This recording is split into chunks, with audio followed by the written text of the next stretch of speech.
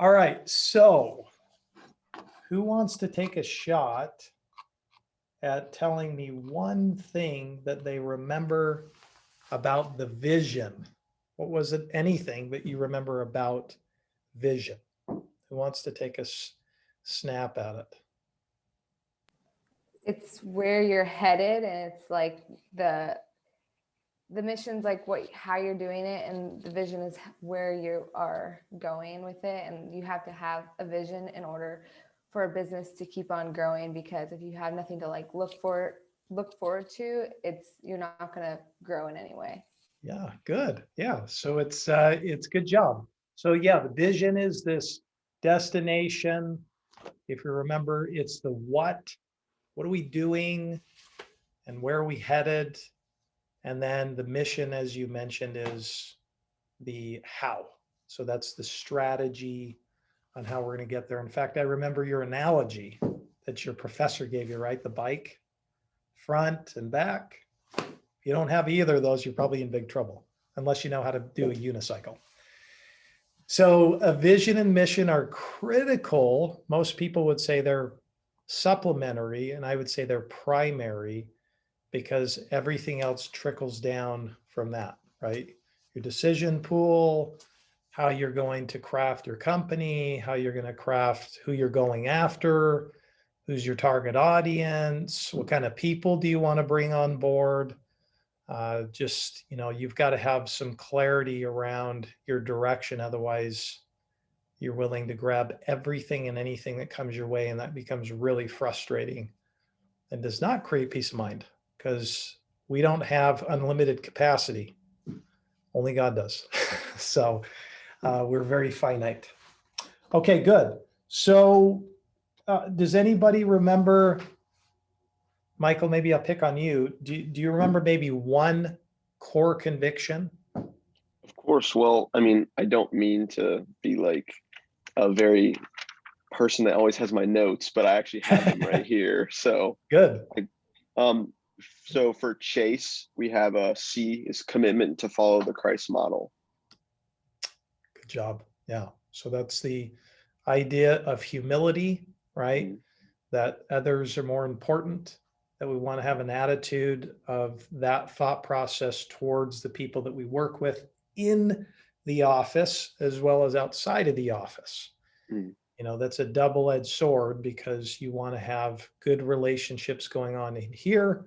And then you also have to think about your client. I'll give you an example of that. Just recently, I had a project we were working on, and it had to close fast. So we were working around the clock to get it done. And it was a very large fee. And the lender came to me and said, I think we could probably cut the loan in half and just get the deal done faster, And the temptation in your own mind is to go, well, that means my fee gets cut in half, right?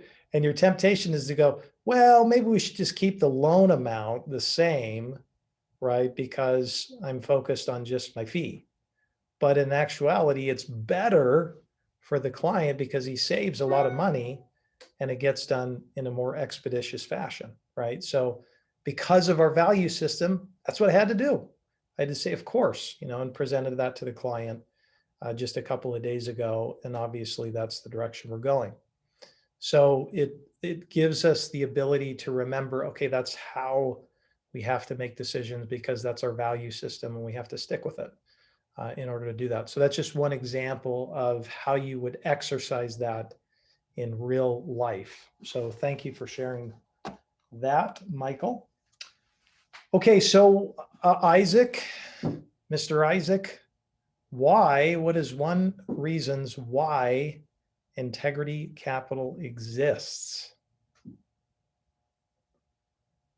I also have my notes. Good. You guys are good students. Yeah. You believe in 3 Ps. So it's peace of mind for employees and clients, and then placing grace into people's hands, and then pour out to the poor and disenfranchised. Those are your 3 Ps. Yeah, absolutely. Yeah. So peace of mind, do you guys remember anything about peace of mind? Like, what do we mean when we say peace of mind? Is that somebody in the corner doing yoga, or like, what are we talking about? It was when you were talking yesterday, sorry, Monday, about how, for example, like when you're going home, you know that the things that you did at work today impacted someone else's life, but not in a way where it doesn't give you peace of mind. So in a way where you knew that you did all the right things and what you were supposed to do, you were honest, and you helped that person out at the end of the day, that gave you peace of mind.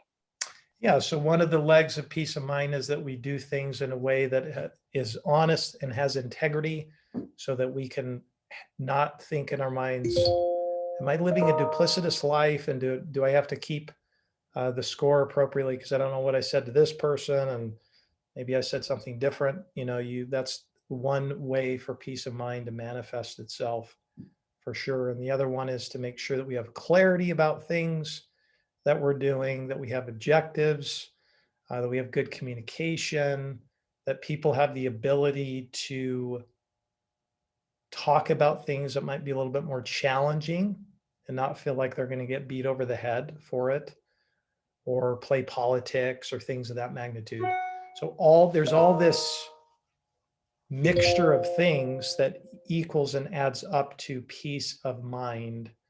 So there's a lot underneath that, but that is certainly one of those things for sure. But that's important because that's one of the reasons we exist. So we would say that's our fuel, because you got to have your why. Remember, you guys did your own little personal journey on your why to figure out why am I doing what I'm doing? And that's going to be a lifelong journey for you guys too. Trust me.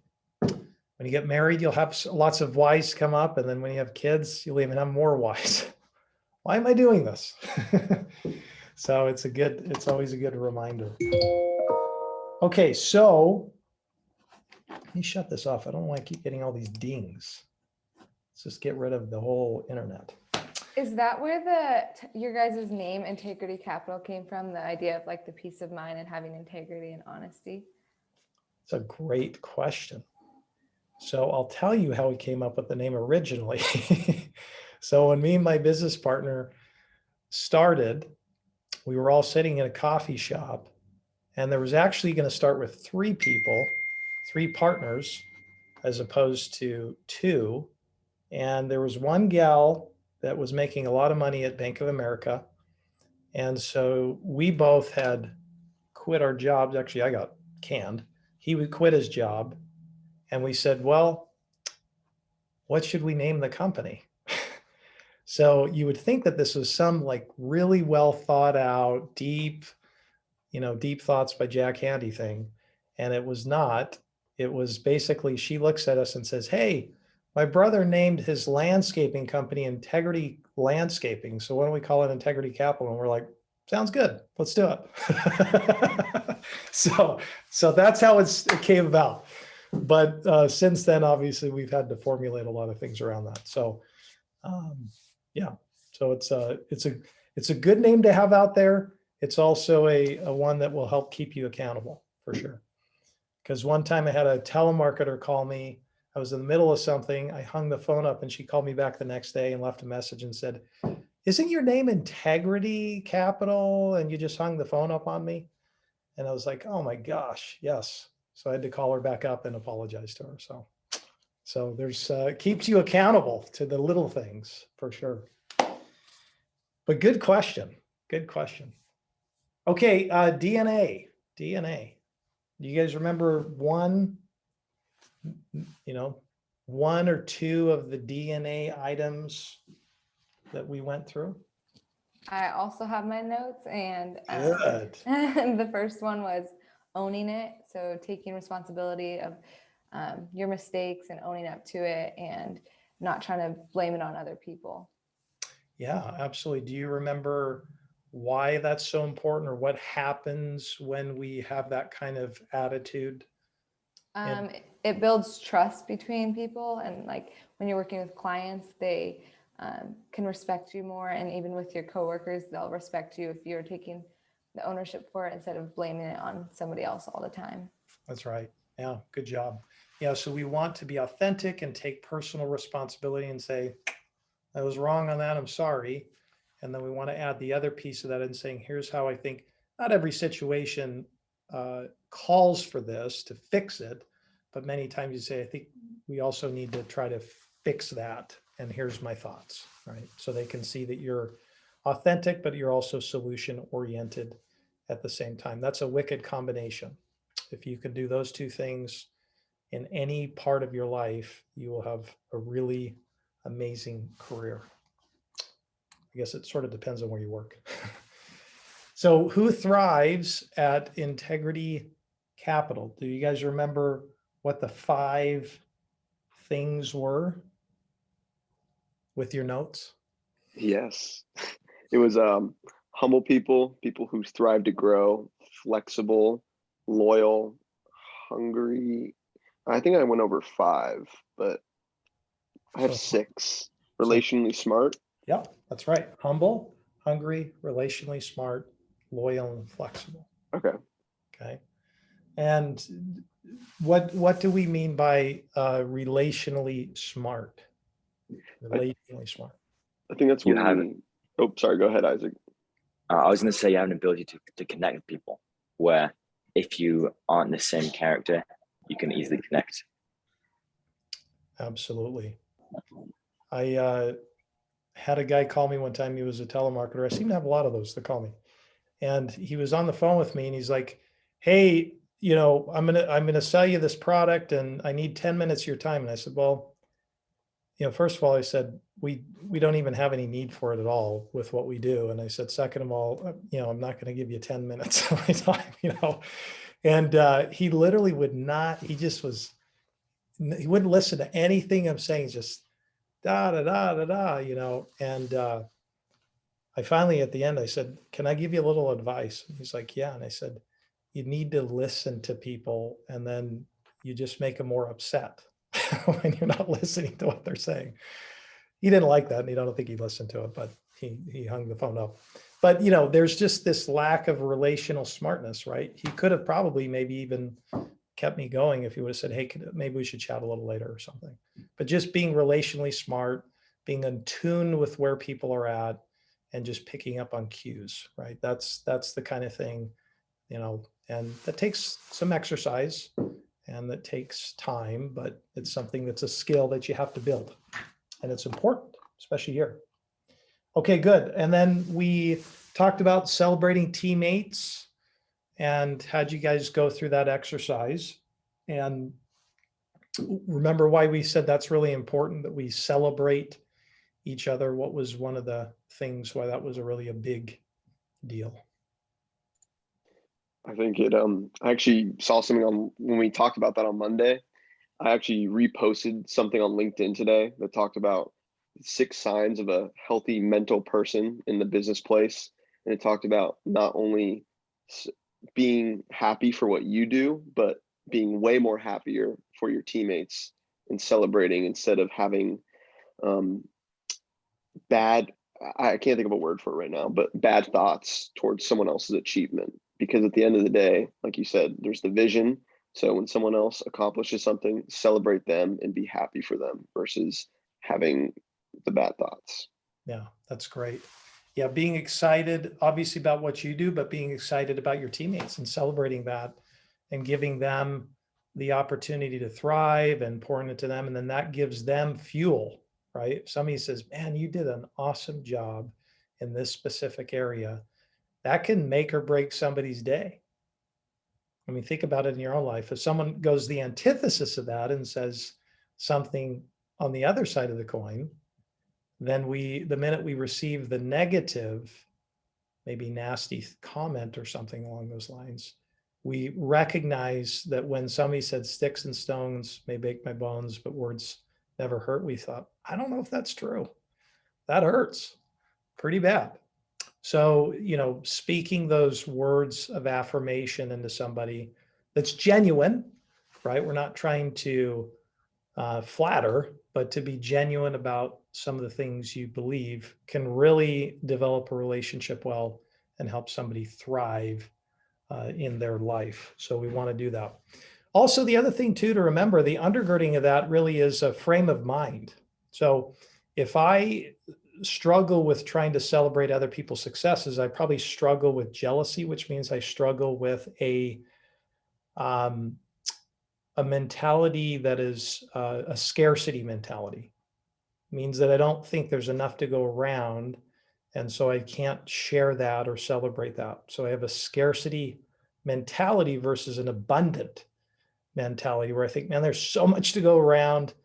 And this is just such a wonderful thing to celebrate and have a mentality of abundance as opposed to one of scarcity. So just something to add to that as you think through that. So we talked, and I think the last thing, which you guys did your cool little parking app, maybe one day you guys will call me up and say, I'm a billionaire because of the little innovation thing, and you'll take me to dinner and buy me a steak or something. But why is innovation matter here? What do you think? It's important for growth.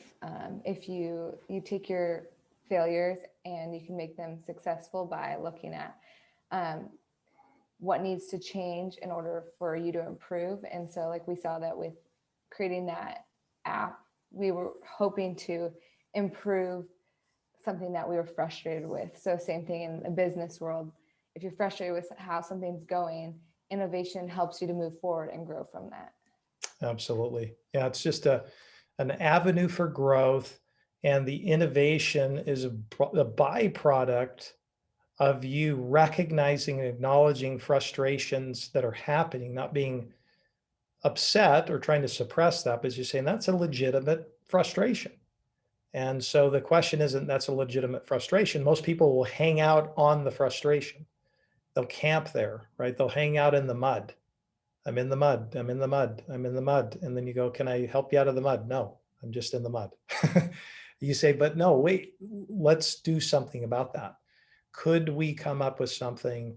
And you start to ask questions of yourself, and your brain is designed that if you ask questions, there's a part of your brain that will hijack and take over and start looking for the answer. It's really a fascinating thing.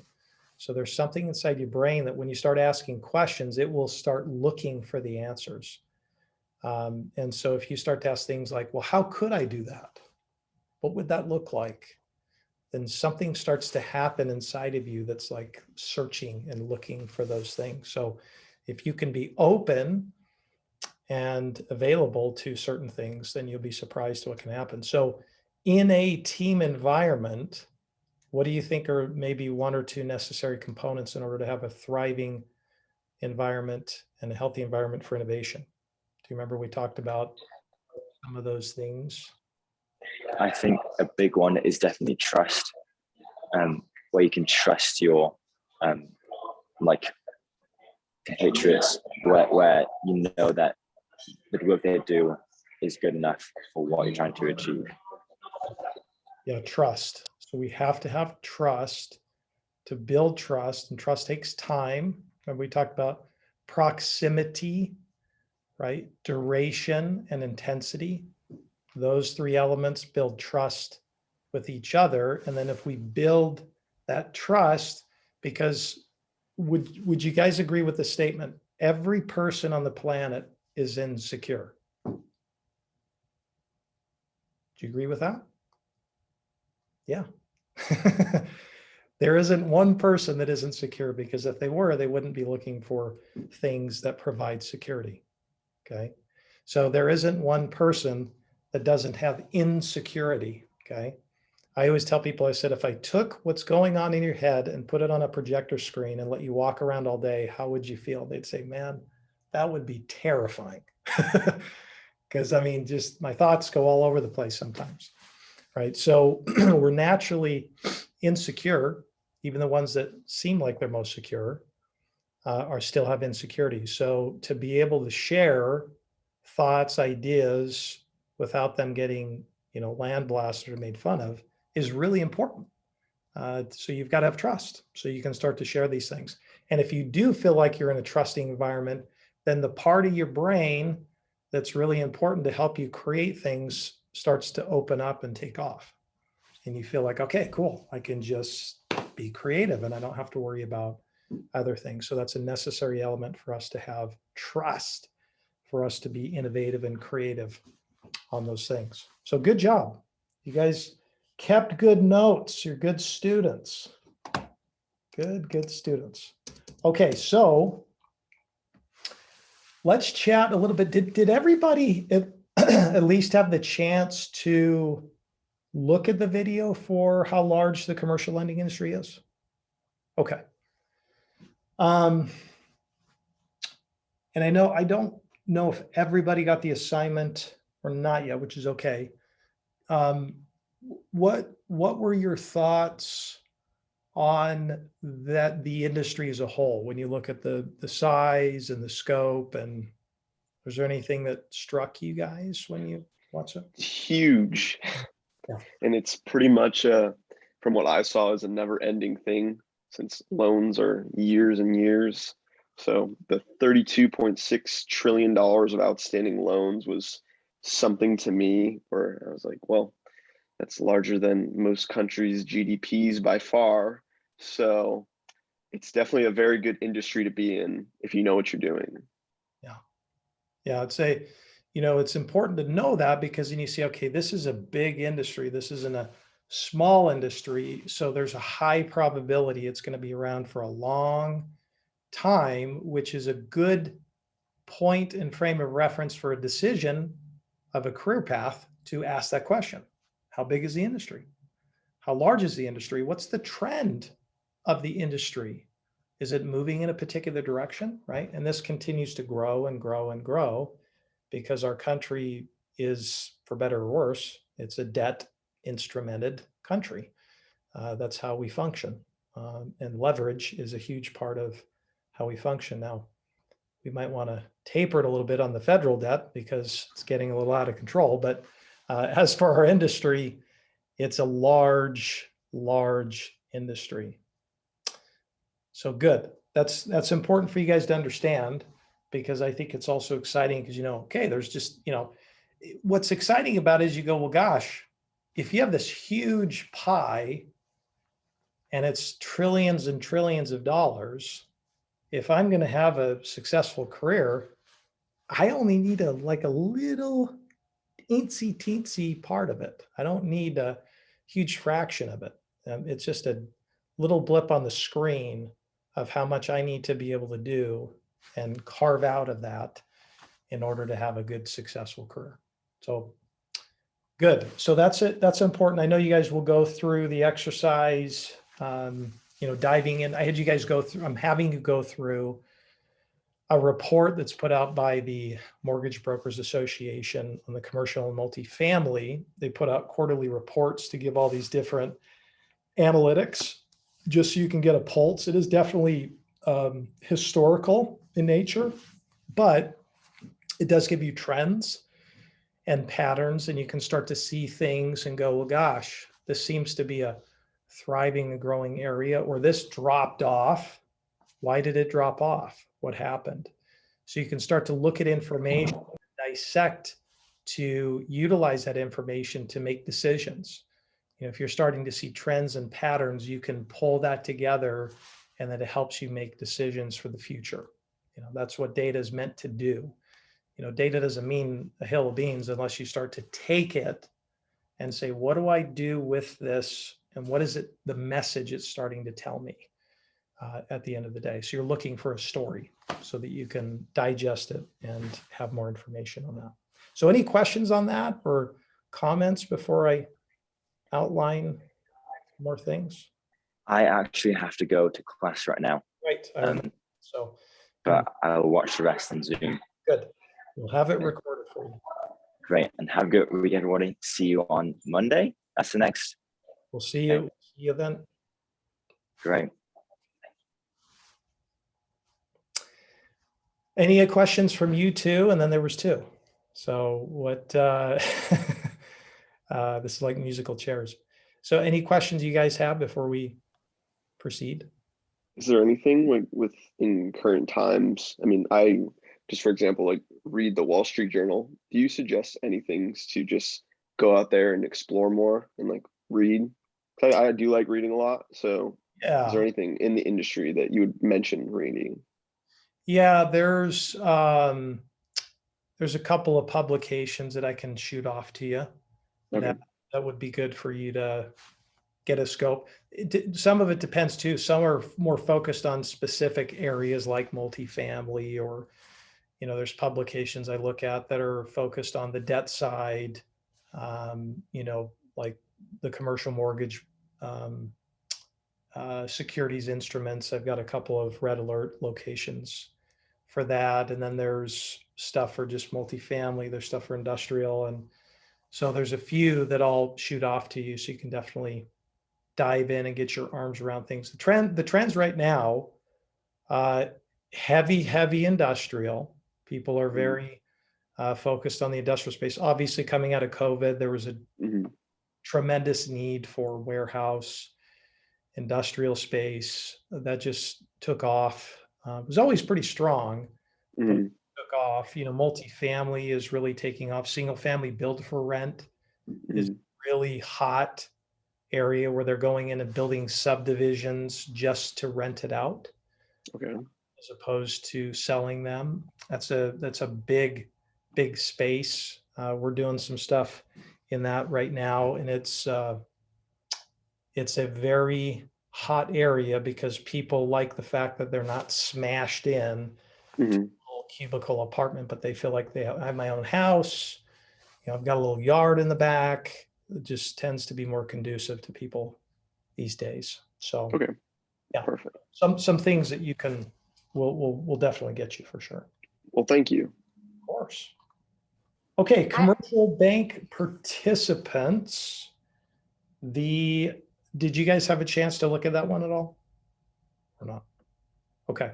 So what did you guys actually do the exercise? Did you have a chance to call? Yeah, Mackie? I did. Well, I was going to ask you about this because we have a credit union on campus. And so I went in there and I asked if there's anybody I could speak to. And he sat down with me, but then the more he started talking, I told him I wanted somebody in commercial real estate. And he was like, the more he got into it, he said, well, we don't really work with the commercial loans. We do more like business loans and personal loans. So he was giving me more information on that. So then I was going to ask you, like, should I go and call somebody that works more with commercial real estate to get that side of things? Or are they like kind of similar? Great question. So it's funny, credit unions years ago actually never did anything in the business side. It was purely just a member, individual consumer type of deal. And then probably 10, 15 years ago, they passed some legislation where credit unions could now do commercial real estate. And the banks were not happy about that, but they started to get into it. Not every credit union does it, but a lot of them do. So there is a big difference. There's a big difference. So just in terms of the underwriting, the structure. So if you can, I'd encourage you maybe to try a different bank and see if you can ask for a commercial real estate lender, and they'll definitely be able to point you to that with just maybe a local bank. You could even try credit union like Mountain American Credit Union. There's a couple other, Desert Financial Credit Union does commercial. So yeah, but it's a good exercise to go through because you'll hear some things that you're going to be learning. Okay, sounds good. Yeah. I asked him if he thought they were going to get into more real estate. And he said like where they're headed, he thinks so, but he thinks it's going to be a while. So I'll just go find somebody else. Awesome. Good job. What about you, Michael? How was your experience talking to, I think you spoke to National Bank of Arizona? Yes, sir. So, well, they were the last option I called because none of the other places I called answered, or either they didn't have. I saw a popular trend with people not having the commercial lending officers on site anymore. A lot of them do at home, and they just have a main guy there for multiple locations. Yeah. But with in regard to the National Bank of Arizona, the person I spoke to was really sound on the topics he was talking about, even though I didn't know necessarily what the specifics were, but he had multiple things to say to each question. Awesome. That's great. Yeah, good for you guys for just, again, doing that. You're kind of jumping a little bit into the abyss. You're not sure if you have all the information, but that's good, because that allows us to have some of those fun, exciting, successful failures if we don't understand everything when we're talking to somebody, right? And we get to exercise humility because we realize I'm not sure. I don't know that, but I definitely want to know. So that's good for you guys to go through that, because there's, commercial banks.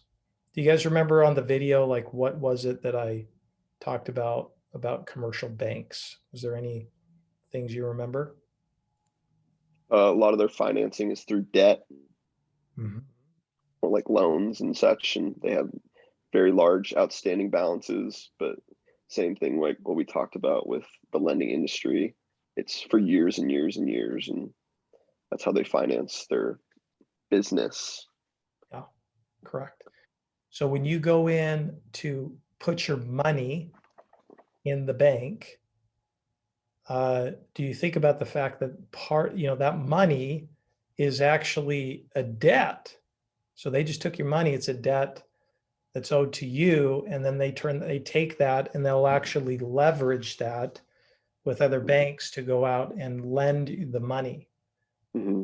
They can only do a portion of it because, if they did 1-to-1, if all of a sudden the loans go bad, they couldn't pay your money. But Mm. they actually lend that money out and they pay you how much? Because banks pay so much on the interest, don't they, to you? No way. No, they don't. They pay you like 0.0000001 Yeah, something. I got like 30 cents last year or something. Big bucks, big bucks. You could definitely retire with that. So they don't pay a lot of money, and then they also want to charge you fees, and then they want to turn around and then they're going to lend that money at 4 or 5%. So they're going to make the delta between those two, the spread, and that's how they make their interest revenue or their interest income. Okay. And so sometimes they'll keep it on the balance sheet where they'll physically keep the loan there. And then sometimes they'll sell the loan off to another institution. But that's just, how banks operate and the types of people that you're going to be dealing with in that institution is going to be the business development officer. Remember I talked about the BDO and what's the BDO do?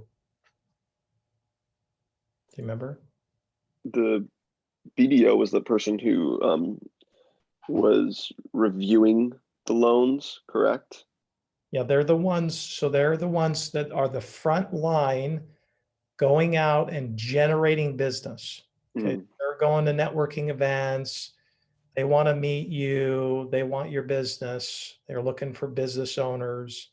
So they're rubbing shoulders and trying to bring opportunities in for deposits and, for loan opportunities, because that's part of how they get compensated, is to bring new business and new loans in. Because as much as loans get booked, guess what happens? They eventually get paid off, because all of a sudden, if someone gets a better interest rate, they're going to pay your loan off.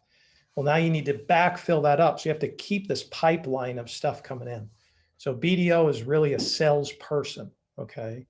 They're not the decision maker, generally speaking. Sometimes they can be, but that's one person you'll probably do a lot of stuff with. You'll be talking to those people a lot. And they're, just like everything else, some of them are really good, some of them are not. So that's part of a whole process we go through on discerning who's good, who's not, and who do you spend time with, right? If somebody just selling you a bill of goods, or they actually have something they can deliver to you. So the BDO is one of the people. And then there's also, do you remember I said there was a chief credit officer? Do you remember that one? So the CCO, or the chief credit officer, was that in there? I hope. Yes, it was. So what was the chief credit officer? Do you remember, Mackie? What a chief Yeah, credit does? I'm looking through my notes. No. I have that he can. Oh, can you guys hear me? It just said my Yep. connection was Yep. unstable. Okay.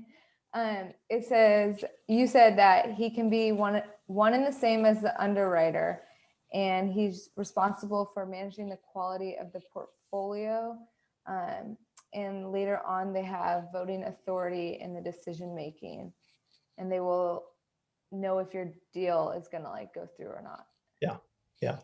Their job. So the BDO is like, I want to bring business in, I'm selling, and the chief credit officer's like, well, that's a little risky, right? So you kind of have this little bit of the yin yang going on where one person's Mr. Conservative and like, well, what about this? What about this? What about this?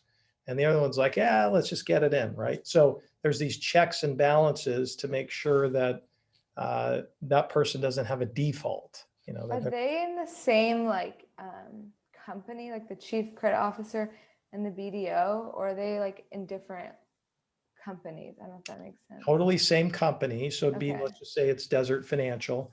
So Okay. you have Jimmy goes out and sells, and John's the chief credit officer. And so he comes in, presents it. So the chief credit officer is probably one of the approvers of probably a handful of people. Sometimes they have 3 or 4 people on the board. Sometimes they have like 10 people on the board, and they'll meet a couple of times a week or once a week. And so then they'll submit, chief credit officer is almost this filter. So they're like the person that says, I don't think that's going to fly, so we're not even going to take it into committee.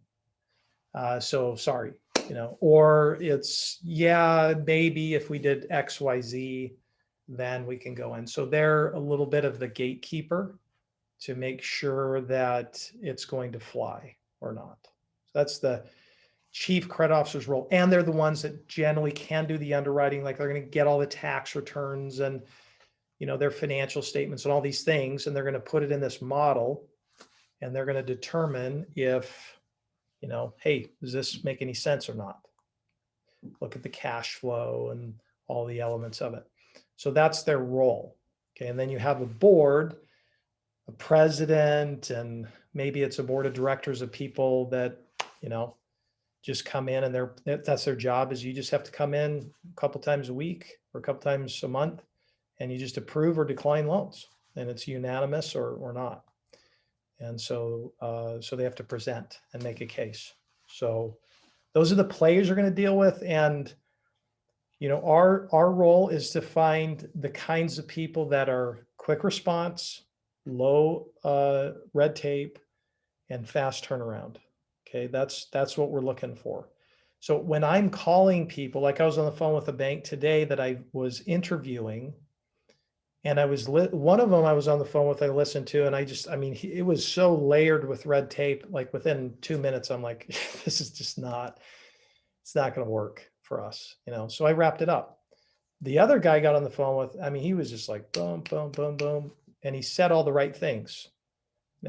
Proof will be the pudding when we do something, but ultimately he was telling me like, hey, we're low red tape, we're not like the other bank, so he's walking me through, and I'm like, okay, that fits our model. Okay, so again, having the criteria. What do you mean by red tape? Great question. So the red tape is, a lot of times you'll hear red tape is this, analogy for all these things that you have to jump through hoops and hoops and hoops.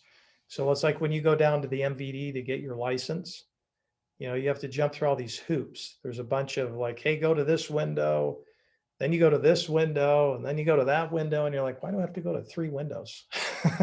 Can't you do it all like one thing?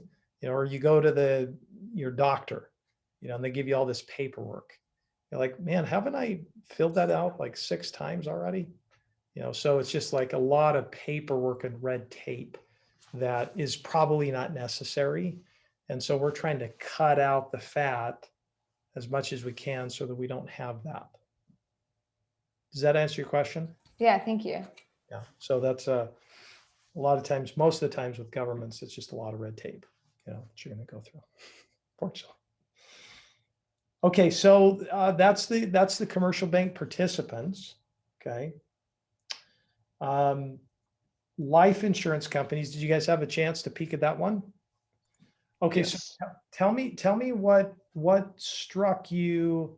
Was there anything surprising that you learned that was new about life insurance companies? Well, a little backstory. I was originally last year going to do, I won't say which one, but I was going to do a internship for a life insurance company. And it struck me that it purely isn't just insurance, and that I didn't know that they use a majority of their premiums to finance other things. So, for example, if you look at any life insurance company or website, most of their insurance, at least that I saw, was pushed to the side, and a lot of it had to do with like, oh, investing, commercial, loans, and other such stuff.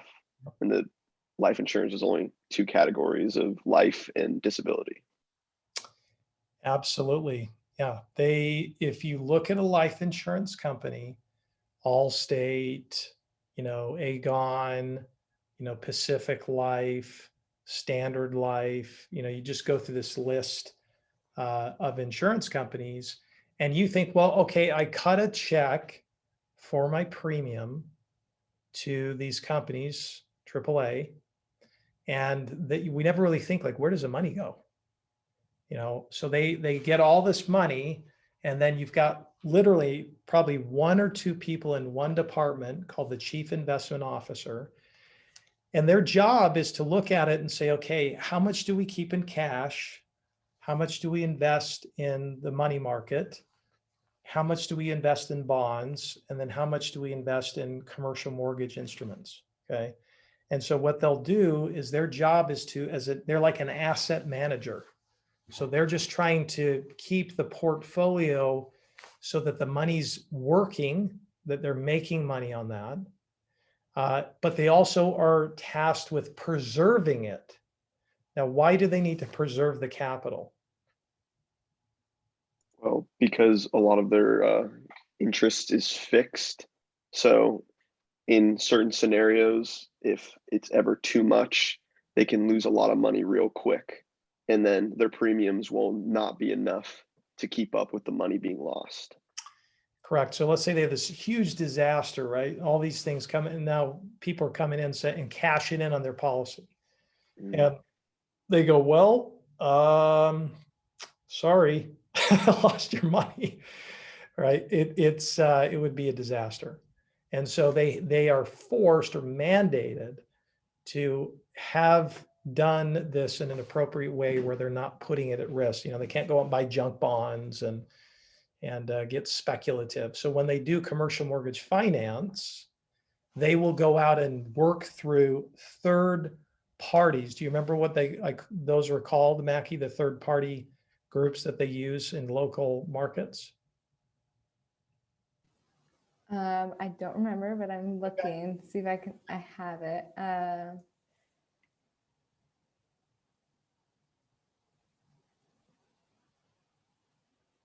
I don't remember. Michael, do you know it? Okay, that's good. So correspondence, okay?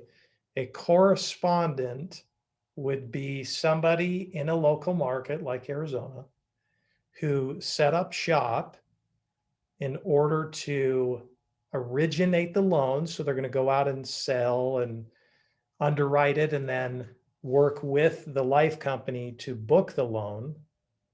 And then they will also service the loan. So what I mean by servicing is that they have a software set up where they can literally take payments every month, and they will get to keep a little bit of the premium on that to themselves. They get paid to service it. So they now have their own portfolio. And so their job is to make sure that the payments are coming in on time. If for some reason someone's late, they have to send out a late notification. And so their job is to manage that, go out and do inspections on the property and things like that.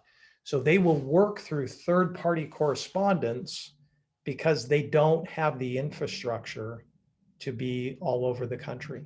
So they will pay people as a third party that are not even involved, they're not part of their company, they're their own company, and they will go out and originate loans for them. And they have exclusive access to the product. So if they're in the market, then Pacific Life says you have exclusive access to this product. You can do it in these markets, okay, kind of like a franchise or something. So does that make sense? Yeah, what would an example of like a correspondence be like, do we know of any that are like Yes. popular or like familiar? I'll tell you one that we've even worked with. And I will pull them up and I'll show you. So pull this up. This is one of the companies. So it's Keg Financial. Great company. So they've been around since 1990. They're a mortgage banking firm, okay? Which means they service the loans in Arizona and nationwide, and they service the loans. Okay, you see how it says a small servicing base. And so they will go out and do commercial and see. So look at this. So Allianz of America, that's one of the people they represent. Emeritus Life, that's another life insurance company they represent. Innovative Capital, they represent them. Kansas City Life, Stancorp Mortgage, One America. They represent a pension fund, Shamrock, and then Mutual of Omaha. So they have all these different products that they represent on their behalf to originate to people who want to use it. Do you guys remember what kinds of loans they do at each one of these? Do you remember what kinds?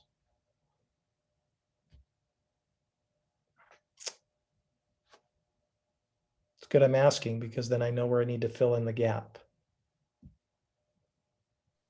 I can't quite remember. That's okay. Okay, so if I'm there, there's like 4 or 5 food groups, okay? Mm, You have apartments, industrial, office, retail, and self-storage. You probably have hotel too. mm, So you have these groups, okay, all these different categories of assets. And most of the times they don't do hotels, but they do apartments, office, retail, industrial. So they will, so if I'm an investor, I say, okay, I'm buying this industrial building for $5 million. mm, It's a multi-tenant industrial building with a bunch of little tenants in it. And here's all the income and the cash flow. And so, Mr. Keg, I want to borrow 70% of the purchase price, $5 million. mm, So they take 5 million multiplied by 70%. And so he has to come in with 30% of that. mm, Okay. So he has to come in with the cash. So put 30% down on the 5 million. They will lend the gap between that, right? mm. And then they will do a loan. If you look at some of these terms, 25-year amortization. So do you guys know what an amortization is? Like how it works? I know it's a expense, but Well, yeah, okay, so that's good. It's actually a synonymous term. So mhm, amortization can mean an expense from like you amortize that over a period of time. So mhm, concept of amortization is that there's this, you push it over this period of time, okay? So when you guys go buy a home, chances are you're going to do a 30-year loan, okay? mhm, And on that 30-year loan, what they're basically saying is if you buy this $200,000 house, then they're going to amortize the payments over 30 years. Okay. okay. So they're going to block that up over 30 Mhm, years. And that's why you heard the term P&I, principal and interest. So mhm. it will X goes to the principal paying down that, how much? How? Okay. And then the interest on that P&I is how much they're making each payment Mhm, every month. Okay. So the amortization is just how they spread out those payments. mhm. If I told you I'm going to do a 25 amortization versus a 15, which one do you think has a higher monthly payment? 15. 15. That's right, because it's shrunk, right? So I'm going to have to pay higher because I'm going to have to pay it down faster. Mm, We're going to do it over 5 years, right? Well, that's really fast. Okay. So they'll do a 25-year amortization most of the times, and then they'll do a 10-year term. So do you guys know what the difference? So if I did an amortization, so how I spread the payments, but I have a 10-year term, then what happens at that 10-year marker? What do you think? Sorry, can you explain that one more time? I keep looking on the screen for, I Okay. don't know why, but So you I have blanked out. a 25-year amortization. Okay. That's how they determine the payments. Basically you take the amortization, the interest rate, right? Mhm. And you calculate this payment. Okay. You should go on your spreadsheet. Sometime you type equals PMT and it'll actually help you calculate a payment. Okay. Oh, yeah. I did that in my finance class last semester. You've Okay. in fact, what I'm going to do. Because I know, for me, the way I was thinking of it with you were talking about like the blocks was divvying up the annual interest rate into the payments per year, and then getting your monthly payment off of the original present value. Yes. For after the 10 years, what you were talking about, is that when the loan or like the lending stops? Or is Yeah. that not right? It does. Okay. So technically when the term ends, if I said a 30-30, I'd say a 30-year amortization and a term is 30, then it goes all the way to the end. Okay. So you're done. You zero payment. So watch this right here. Can you guys see this on the screen? Yes. So I'm saying a 4% interest rate, 25-year amortization, and it's 3.5 million loan. Okay. Okay. I did 70% of 5 million. So Mm. my monthly payment is $18,474.29. Okay. Now, if I look at the interest, that's how much interest I'm going to pay over that period of time. Mhm. Okay. Now, if I go down here, okay, and I say, I'm going to have to pay this off in 10 years, how much do I owe in that 10th year? It's the difference. So right here, $2,497,578. Okay. So I started at 3.5. I paid it down to almost 2.5 Mhm. over 10 years. And I could calculate the fact that I paid in that 10 years. This is Mhm. how much I paid in interest. Okay. I summed the whole amount up. I paid $1.2 million in interest. Okay. Mhm.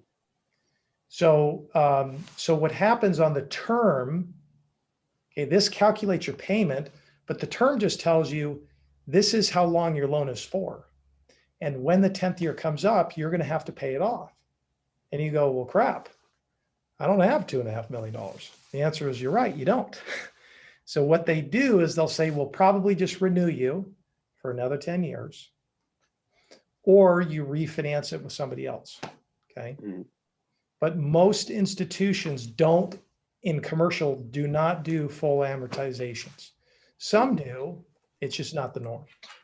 So most of them are doing a longer amortization, 25 years, but they're only doing a 5, 7, or 10-year fixed. Mhm. And you say, well, why the heck would they do that? Because from a regulated institution, they feel like it's less risky if there is an ending to the loan. So they have some pressure to make sure that they're, doing what they should be doing, or the property isn't just, dragging out. Does that make sense? Mhm. I'm getting there. Is there ever a case where it's you can, I guess you said 30-30. So I was gonna say, is there ever a case that you can go more than a 10-year loan? Because if they renewed it after the 10 years, is it gonna end up being they're gonna be paying more money versus if they would have just started out with like a 20-year loan? Yeah, you're correct. Yeah, like if I do a longer loan, Mackie, then I'm going to pay more interest, because what's happening is there's just a longer period of time. So I'm going to pay more interest to them, because it's just like you're dragging that thing out. If I truncate it and do a short amortization, then I accelerate that and I'm paying less to them.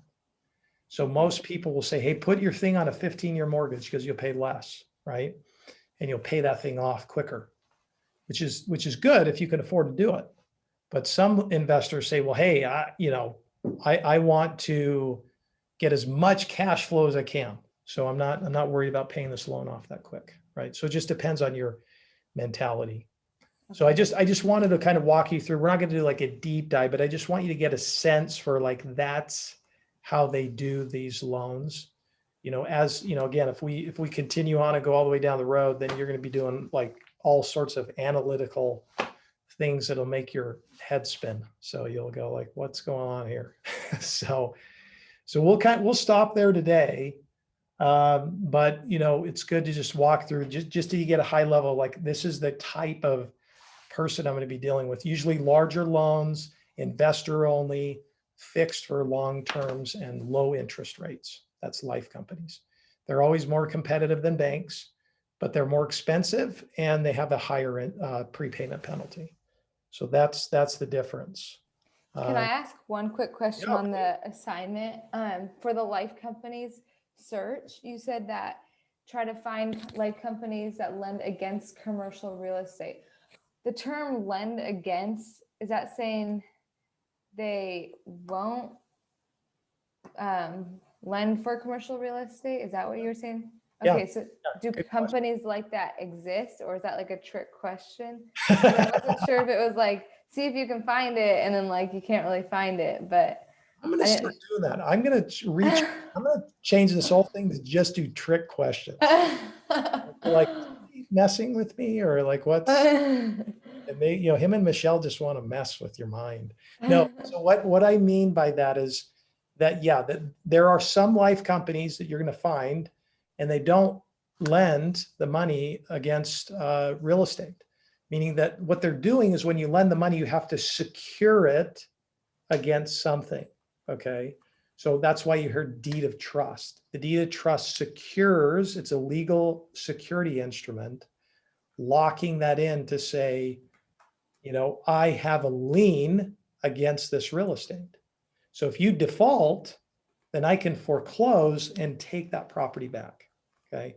So what I'm wanting you to do is to go out there and find maybe some that actually do it, doing some research and see who does it, who actually lends against commercial real estate.